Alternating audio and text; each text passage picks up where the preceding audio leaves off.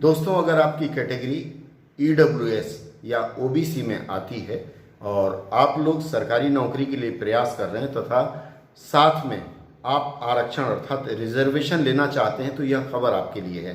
अंत तक बने रहिए, क्योंकि अगर यह खबर आप पूरी नहीं सुनेंगे तो हो सकता है आपको नौकरी में ज्वाइनिंग के समय बड़ी दिक्कत आए। देखिए, सबसे पहले बात यह बताऊं, ओबीसी की अगर मैं बात बताऊं ओबीसी कैटेगरी की, तो ओबीसी की कैटेगरी में भी दो भाग हैं।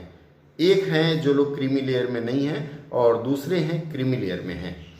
इनमें से एक को रिजर्वेशन मिलता है और दूसरे को नहीं मिलता है, क्योंकि अगर आपकी इनकम आय 8 लाख से कम है सालाना, तभी आपको आरक्षण मिलता है, नहीं तो फिर आप आरक्षण के पात्र नहीं होते हैं। ईडब्ल्यूएस के मामले में भी यही बात है कि 8 लाख से कम अगर आपका इनकम है या आपकी आमदनी है, तभी आपको ईडब्ल्यूएस का प्रमाण पत्र मिलता है। ये दोनों प्रमाण पत्र आपके राज्य स्टेट गवर्नमेंट आपके जारी करती हैं। उनके बिहाफ में, उनके बदले में जो भी संस्थान है या जो भी अधिकारी हैं वो जारी करते हैं। आम धारणा लोगों में यह है कि जब भी हमें नौकरी का फॉर्म भरना होगा, नौकरी का फॉर्म भरने के बाद अगर हम सेलेक्ट होंगे पेपर 1 में, या फिर जब हमारा इंटरव्यू का लेटर आएगा तब हम ओबीसी सर्टिफिकेट बनवाएंगे, और यही सबसे बड़ी गलती हो जाती है। दूसरे बहुत लोग इस भ्रम में रहते हैं कि ओबीसी सर्टिफिकेट हमारा 3 वर्ष के लिए वैलिड है, 3 वर्ष से पहले हमें दोबारा रिन्यू कराने के लिए ज़रूरत नहीं है। तीसरा सबसे बड़ा भ्रम यह है कि जैसे मान लीजिए अगर किसी ने जनवरी में बनवाया तो उसे लगता है कि यह जनवरी से दिसंबर तक वैलिड होगा। इस विषय में विस्तार से मैंने अपने सबसे पहले वीडियो में बताया था कि प्रमाण के साथ मैंने दिखाया था कि ये दिक्कतें आती हैं। देखिए, सबसे पहली बात तो यह है कि ये जो ओबीसी सर्टिफिकेट है जिसमें आप रिजर्वेशन पाते हैं और ईडब्ल्यूएस सर्टिफिकेट है, यह दोनों एक फाइनेंशियल ईयर कहा जाता है 1 अप्रैल से लेकर के अगले साल 31 मार्च तक एक फाइनेंशियल ईयर वैलिड होता है, चाहे वह अगस्त में जारी हो या फरवरी में जारी हो। जैसे ही फाइनेंशियल ईयर खत्म हो जाता है वो आपका इनवैलिड हो जाता है सरकारी नौकरियों के लिए। आपको करना क्या है, आप नौकरी के लिए आवेदन कर रहे हैं या नहीं कर रहे हैं, आप अपना ईडब्ल्यूएस सर्टिफिकेट एकदम ठीक ठाक रखिए, समय पर बनवा के रखिए। दूसरी जो सबसे बड़ी समस्या आती है उत्तर प्रदेश के लोगों को या राजस्थान के लोगों को, वहाँ हिंदी में जारी किया जाता है और उनका प्रारूप लगभग स्टाफ सिलेक्शन कमीशन के प्रारूप के समान ही होता है, पर चूंकि हिंदी में होता है इसलिए केंद्र सरकार के कई कार्यालय उस प्रमाण पत्र को सिर्फ यह कहकर वैध नहीं मानते हैं कि यह सेंटर फॉर्मेट में नहीं है। उसके लिए मैं भी आपको दिखाऊंगा कि सेंटर फॉर्मेट वाला ईडब्ल्यूएस सर्टिफिकेट या ओबीसी सर्टिफिकेट आप कैसे डाउनलोड कर पाएंगे। आपको करना क्या है कि आप पहले स्टेट गवर्नमेंट का जो ईडब्ल्यूएस या ओबीसी सर्टिफिकेट बना हुआ है वह आप बनवा लीजिए। जैसे ही वह सर्टिफिकेट आपका जारी हो जाए, आप यह सेंटर फॉर्मेट वाला अर्थात जिसे स्टाफ सिलेक्शन कमीशन मान्य करती है, वह साथ ही साथ लेकर के जाइए और उसे भरवा करके साइन कर लीजिए। उत्तर प्रदेश के कुछ जिलों में यह दिक्कत है कि वहाँ के तहसीलदार या जो भी प्राधिकारी हैं वे इस अलग से ले जाने वाले प्रमाण पत्र पर हस्ताक्षर नहीं कहते हैं। उनका कहना है कि हमारे यहाँ ऑनलाइन प्रक्रिया है और ऑनलाइन से ही हम जारी करेंगे। आप उन्हें बताइए कि सर, ऑनलाइन हमारा यह जारी हो गया है, लेकिन स्टाफ सिलेक्शन कमीशन या फिर केंद्र सरकार की नौकरियों के लिए हमसे यह कहा जाता है कि यह जो प्रारूप दिया गया है अंग्रेजी में, इस पर ही हस्ताक्षर करा के लाइए। अगर आप अपनी बात ढंग से कह पाएंगे तो हस्ताक्षर करने में दिक्कत नहीं होती है। स्क्रीनशॉट में मैं आपको दिखा रहा हूं कि यह कैसे निकालेंगे। देखिए, यह है स्टाफ सिलेक्शन कमीशन की वेबसाइट ssc.nic.in। आप अपने मोबाइल से कर सकते हैं। इसमें यह आप टाइप करें मोबाइल के ब्राउज़र में, गूगल क्रोम या जो भी इस्तेमाल करते हो, और इसमें जाने के बाद यहाँ देखिए कई चीज़ें हैं। ये कैंडिडेट कॉर्नर्स में आप क्लिक करेंगे। कैंडिडेट कॉर्नर्स में क्लिक करने के बाद यहाँ आपको फॉर्मेट ऑफ सर्टिफिकेट दिखा रहा है, ये देखिए, आपको इसमें क्लिक करना है फॉर्मेट ऑफ सर्टिफिकेट्स। अब ये फॉर्मेट ऑफ सर्टिफिकेट खुल गया।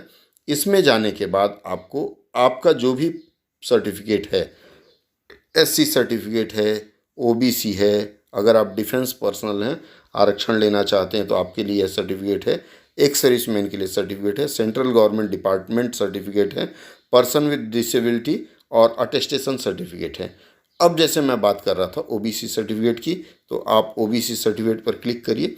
क्लिक करने के बाद देखिए डाउनलोड का विकल्प दिखाता है, आप डाउनलोड कर लीजिए। आया form of certificate to be produced by other backward classes applying for appointment to the post under the government of India. ये आपका सर्टिफिकेट है, इसको लीजिए और इसमें सारा विवरण भरिए। भरने के बाद आप इसे जो भी आपके प्राधिकारी हैं उनका सील मुहर जरूर लगेगा, तारीख, और ये साइन करते हैं।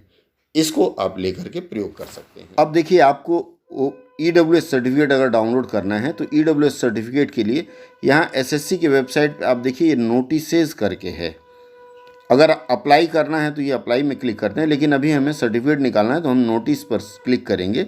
नोटिस पर क्लिक करने के बाद अगला जो पेज खुलेगा, जैसे मान लीजिए किसी का ले लीजिए, CGL CHSL किसी का ले लीजिए। मैं आपको GST का दिखाता हूँ। ये देखिए ये GST का है, पुराना कोई भी ले लीजिए। GST में मैं यहाँ क्लिक करूँगा। क्लिक करने के बाद जो अगला पेज खुलेगा, ये देखिए पेज खुला है, इम्पॉर्टेंट नोटिस वगैरह जो कुछ अपडेट है। तो इसमें कोई भी पुराना विज्ञापन हम निकाल लेंगे। पुराना विज्ञापन मतलब इसमें है, ये देखिए शेड्यूल ऑफ एग्जामिनेशन 2022 में निकला था। ये देखिए notice for junior Hindi translator, senior Hindi translator, कोई भी आप निकाल लीजिए। इसमें क्लिक हियर करेंगे। क्लिक हियर करने के बाद ये डाउनलोड करने के लिए कहता है। बस GST 2022 का नोटिफिकेशन खुल गया। आप इसमें नीचे की तरफ बढ़ते चले जाएं। इसमें एलिजिबिलिटी क्राइटेरिया वगैरह सब कुछ है, और जब आप नीचे की तरफ बढ़ेंगे तो इसमें सारे सर्टिफिकेट का फॉर्मेट दिया हुआ है। देखिए नीचे की तरफ जा रहा हूँ, यहाँ शुरू करते हैं। देखिए ये जो फिजिकल लिमिटेशन है, जो लिख नहीं सकते परीक्षा में, ये उनके लिए एक सर्टिफिकेट है। उसके बाद इसकी यहाँ शुरू होता है पेज नंबर 21 के बाद से। उसके बाद अगला जो सर्टिफिकेट है, लेटर ऑफ अंडरटेकिंग, ये जो ब्लाइंड लोग हैं उनको देना पड़ता है स्क्राइब लाने के लिए। मतलब आपके बदले में कोई लिखेगा, आप खाली डिक्टेट करेंगे। उसके बाद उसके नीचे है प्रोसीजर लिखा हुआ है, फिर नीचे चलते चले जाइए। इसके बाद फिर ये कैसे भरना है यह विवरण दिया गया है, और फिर और नीचे चलें। देखिए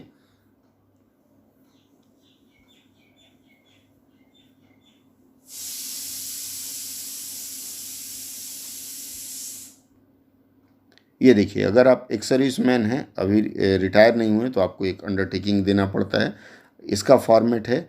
इसके बाद आप आगे बढ़िए। फिर तो ये पेज नंबर 39 में है। इसके बाद है SC/ST सर्टिफिकेट का ये जो फॉर्मेट है। अगर आपने नया नया SC/ST बनवाया है तो आप यह फॉर्मेट वहाँ से निकाल सकते हैं, और सेंटर फॉर्मेट वाला SS सिग्नेचर करा सकते हैं। फिर इसके बाद इसके नीचे हम बढ़ते हैं। इसके नीचे देखिए ये 2-3 पेज का है। अब आ जाइए format for certificate to be produce by the OBC applying for appointment to the post. OBC का सर्टिफिकेट यह है। इसके बाद फिर आप नीचे चलिए, यह पेज नंबर 43 में है। इसके बाद income and asset certificate to be produced by economically weaker section. जो EWS वाले हैं उनका यहाँ देखिए वैलिड फॉर द ईयर है, और जो सक्षम प्राधिकारी हैं आप उनसे साइन कराएंगे। उनका आपका पासपोर्ट साइज फ़ोटो भी यहाँ लगता है, आप अपने अटेस्टेशन से डालते हैं। ये देखिए उसके बाद ये कौन सा है, सर्टिफिकेट ऑफ डिसेबिलिटी अगर क्लेम करते हैं तो ये इस फॉर्मेट में होना चाहिए। सारे के सारे फॉर्मेट इसमें मिल जाएंगे। ये देखिए सर्टिफिकेट ऑफ डिसेबिलिटी अलग अलग है। तो आप यहाँ से इन फॉर्म्स को डाउनलोड करके अपना जो भी सक्षम प्राधिकारी हैं उनसे साइन करा के और उसको रख लीजिए। इसेंशियल क्वालिफिकेशन का वह सब आपको इसमें मिल जाएगा। तो मित्रों, अगर यह जानकारी लगता है कि आप इसका सदुपयोग कर सकते हैं तो बिल्कुल करिए। बस यह अनुरोध है कि मेरी इस बात को बिना तथ्य की जांच किए आप लोग रिजेक्ट ना करें, क्योंकि अभी स्टाफ सिलेक्शन कमीशन के जूनियर हिंदी ट्रांसलेटर की परीक्षा में कई ऐसे कैंडिडेट से मेरी बात हुई है जिन कैंडिडेट को सिर्फ इस बात के लिए प्रोविजनल कर दिया गया कि उनका सेंट्रल फॉर्मेट या SSC के फॉर्मेट में उनका EWS सर्टिफिकेट नहीं था, जबकि उनका राज्य सरकार द्वारा जारी एकदम सही समय पे जारी हुआ था और कट ऑफ डेट के पहले का था, तब भी दिक्कत हुई थी। जुड़े रहें हमारे साथ अगली चर्चा के लिए, और अगर आपको लगता है इस संबंध में कोई प्रश्न है तो संदेश बॉक्स में आप अपने प्रश्न डाल सकते हैं, उसका भरसक समाधान करने का प्रयास करूंगा।